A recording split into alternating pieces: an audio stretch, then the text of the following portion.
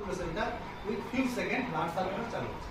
এবং blood circulation যখনই আপনার ঠিক থাকবে তখন শরীরের 90% বা 70-80-90% রোগ কিন্তু আপনার, যেমন আর্থারাইটিসের পেন, স্পন্ডাইলাইটিসের পেন, বিভিন্ন ধরনের পাইলস, ওভারিতে সিস্ট, বিভিন্ন ধরনের প্রবলেমগুলো কিন্তু এটা ক্লিয়ার হবে। এবং এটা লাইফস্টাইলও সুন্দর দেখতেও লাগবে।